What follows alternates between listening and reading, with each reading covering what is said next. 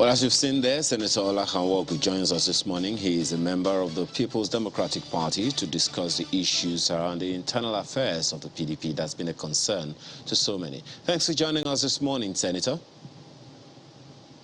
Good morning. Well, let's begin with, a comment attributed to a former chairman of your party, a former national chairman of your party.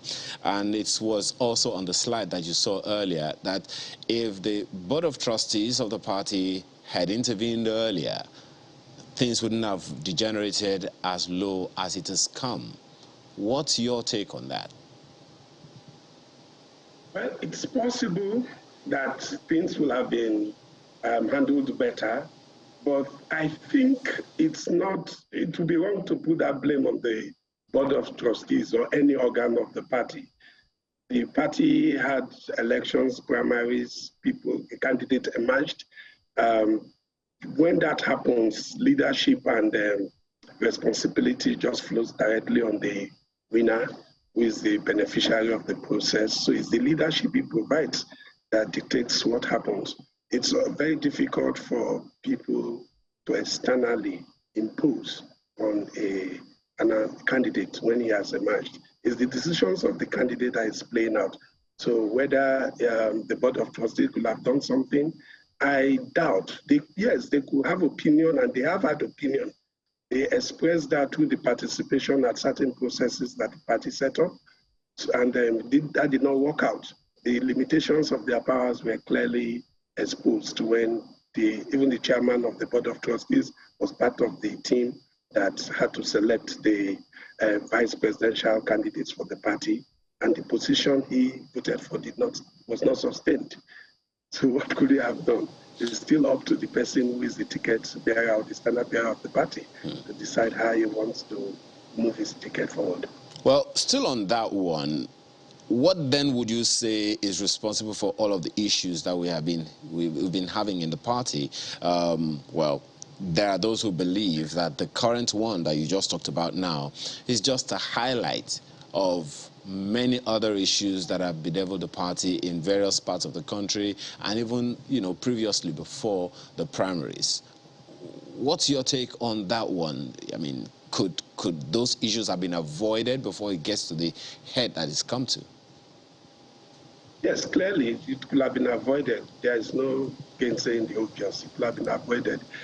After the primaries, there was a spirit for partnership. If you recall, Governor Wike had said, if I don't make it, I'll support whoever emerges.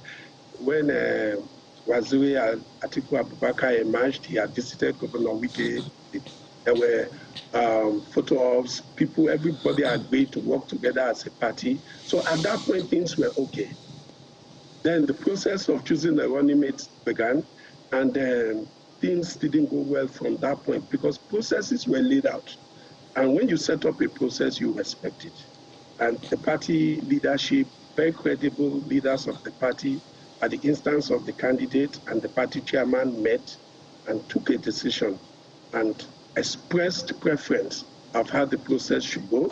And everybody thought that the involvement of the party, which was deemed crucial and critical, was going to set the direction. But what followed was a torpedo of internal processes established by the same persons who set those processes up. And from that point, we started cascading into where we are now. Just a moment, Senator. Before you continue, what were those internal processes that were jettisoned? First, the candidate decided that he was not going to make singular nomination.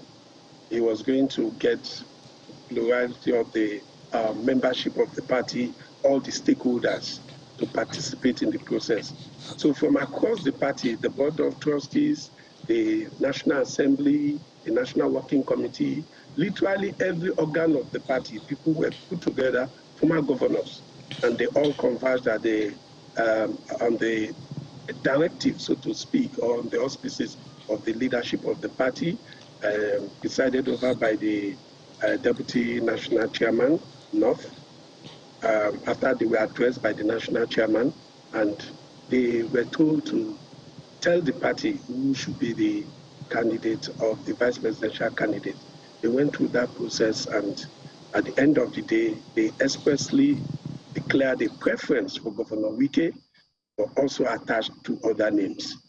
But their letter was very clear. The order of preference, this is what we want. And at that point, there was even celebrations across the party. People were happy. They thought it was a resolved issue. But unfortunately, that was not to be. By the time the announcement of candidate came, it was a different person. But what was to follow were the communication of it. For instance, in the unveiling of the candidate, the words used did not only reflect who was being chosen, but were derogatory to who was not being chosen. And from that point, trust and innuendos crept into the communication within the party. And if you recall, the premise itself was hard fought. The winner, Atiku Abubakar, got about 300 and something votes out of 774 votes. And the runners up, Wike got 200 and something. It was a close vote election. The gap wasn't too much. And these were two people who could unite the party and just move the party forward. But once this didn't happen, then how they got together, how they talked to each other, how they framed their relationship was crucial, because serious members of the party had become members of two blocks, and it was important to unify them. And for most of us, we were excited when the candidate said, "I'm a unifier." And from that point, we thought it was his responsibility. It's his duty to unify the party.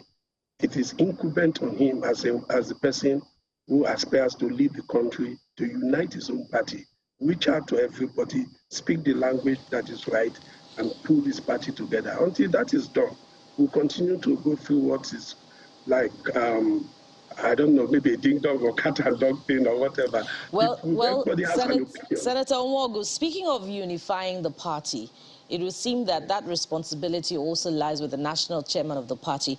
But there are some who have said that he has betrayed the confidence of the River State governor. Others have said that, hey, he came to do the bidding of your presidential candidate. And there's also been question marks as to how he has managed other issues within the party, i.e. the governorship candidate of the PDP, candidacy of the PDP in Delta State. What's your assessment of his role in all of this, speaking of jettisoning processes that should have led to the emergence of the vice presidential candidate of your party? Well, for the national chairman, yes, I think he has some responsibility. But why I don't always want to put on him, because if I were the candidate, the buck stops at my desk. I'm going to be president, so I want to do those things that will put my party together and show Nigerians that have the capacity to unite. If I can unite PDP, can I unite Nigeria? As divided and as, we're in a very place where there is no trust, no national trust. Everybody thinks so ugly of the other. So it starts with me doing it in my party, and that's my solemn responsibility, my duty, to put my party so I can have a competitive outing. Now, to the national chairman, yes, it's a responsibility or it's a big office. And unfortunately, our national chairman, immediately after the convention, let me leave the things that happened before convention, because in politics, people do all sorts of things. But immediately after the election, described the person who stepped down for the winner as the hero of the convention. I thought the hero of the convention are the members of the party who did the PDP proud in participating in that election, the organizers, and all the aspirants who participated in that process and gave the PDP such a beautiful outing. And Nigerians said, this is so good of the PDP. I thought Waziri, who won, Governor Wike, who came second, Bukola Saraki, everybody, then including even Tambuwa who left. I mean, you have a right to say all of you have done well, but it wasn't appropriate to single an individual when you know that his role was apparently influenced the outcome of the election against another person. At that point, you have divided your party. You've taken sides. You have shown that you prefer the outcome, one outcome to the other, and the person who made that outcome possible. Tambuwa could be a hero in some places, but it's not a hero in other places. And what you do is you use a language that puts everybody together, whether you are for his action or against his action. But when the national chairman made those comments, he betrayed his own office, and he said something that is like put a line right through the heart of our party. And since then, he has not acted in any way to show that he's dignifying the office that he occupies. Because he has said, should the candidate of the party emerge from the north, I will give up my seat as sacrifice. It's on tape. Everybody has heard it. People have played it. Papers have reported it. And that honor is up to him to decide whether to keep or not to keep. Those are some of the building blocks that give, oh, this is a man of honor. He said I will do this, he's doing it. But now different meanings are being read into it. The language itself has become when. I will do this, when that. But he has said, if this emerges and the party asks me to, I will do this. The national chairman has a lot to do to show that he can make the necessary sacrifices to pull his party together and move it forward. He can take those decisions that he himself said he would take. It's about honor and dignity.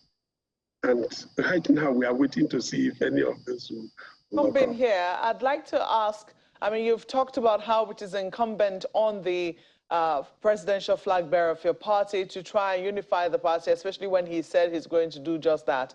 But one would ask if the other side too has also positioned itself in a place to be unified. Do you think that they are also willing to come back and be unified with the entirety of the party?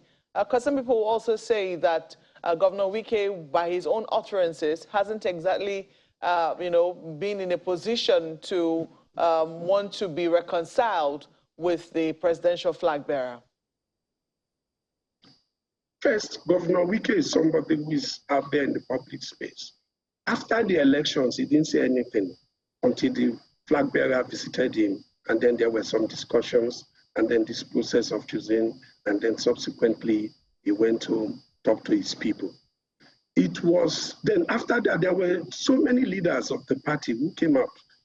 Former Governor Sule Lamido, former Governor Babangida Aliyu, they put out interviews there that if I was the candidate, I'll tell them, stop. What you're doing is not helpful.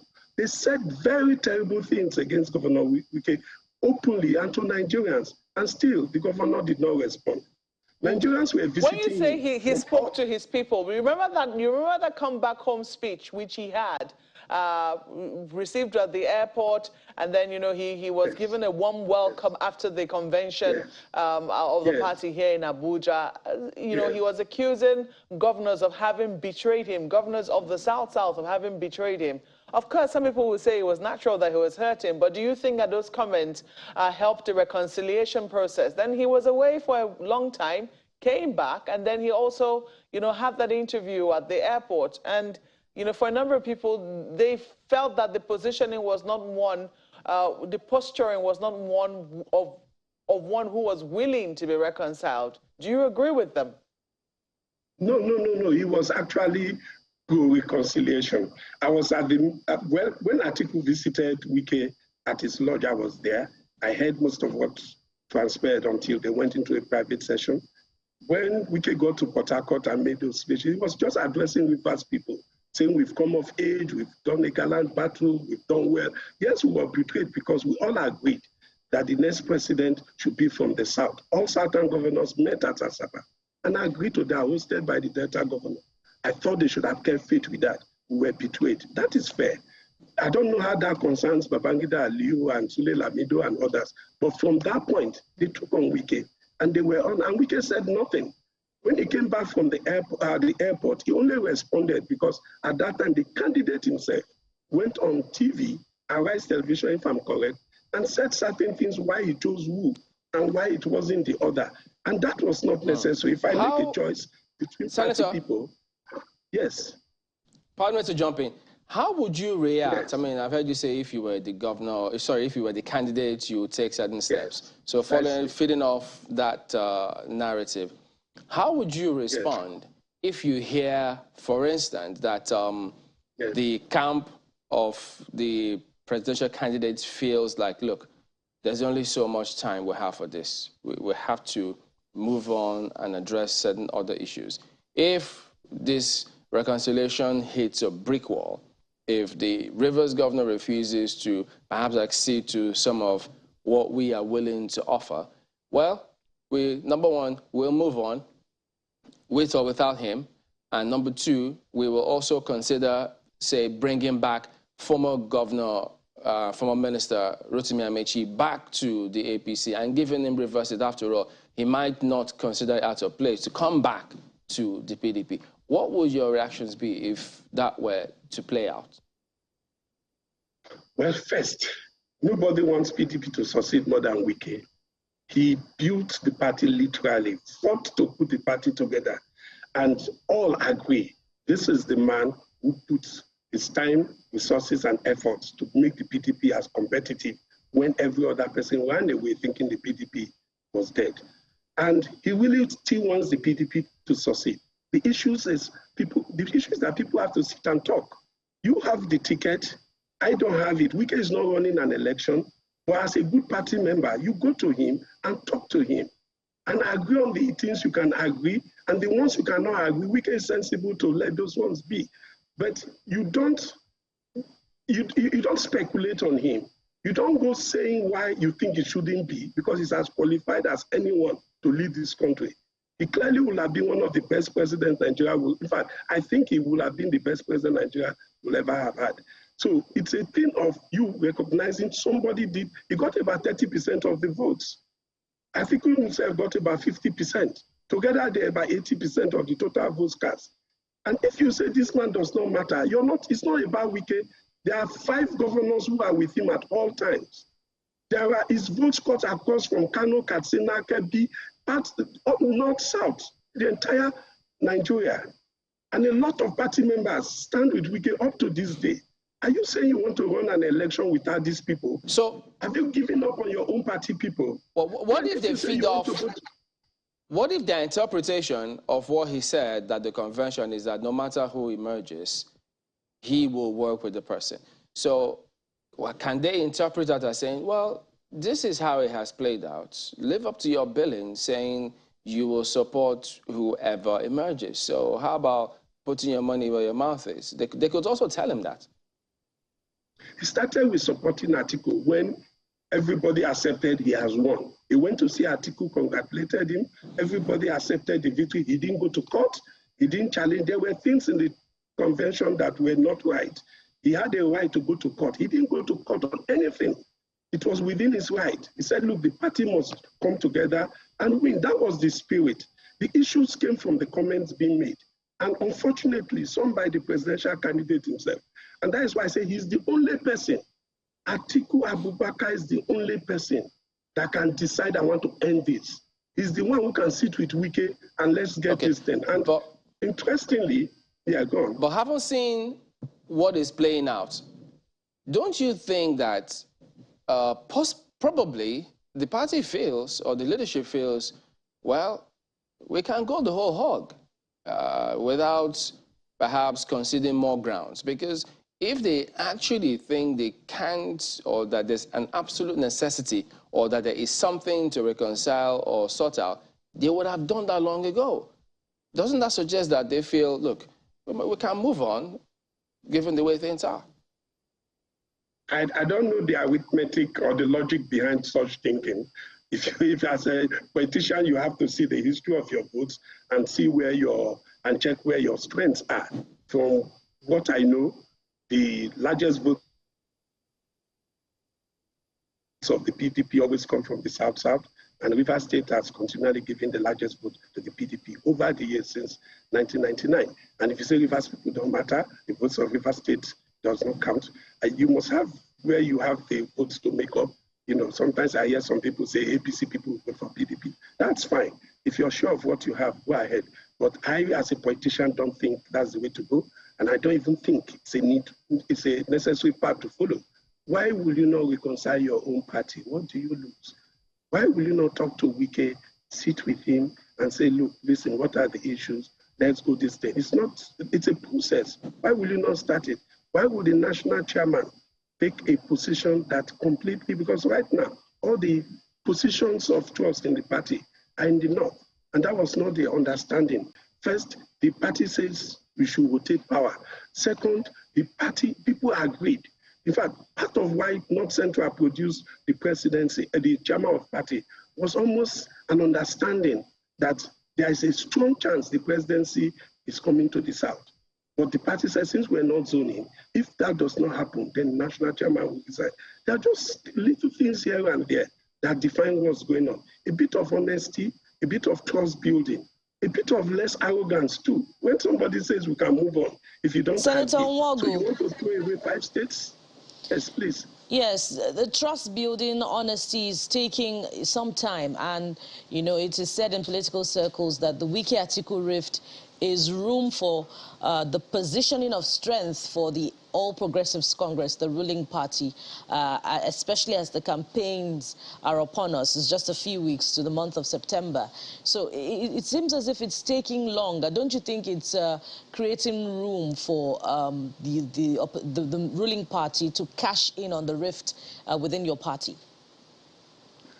You see, first it's taking long because the processes. I was a member, or I am a member of the team that met between the Atiku team and the Wike team to resolve this thing. And of course, we are talking.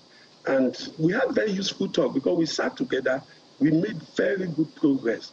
We articulated a few of the issues and agreed to allow both sides work on them and come back. So there's a process going on.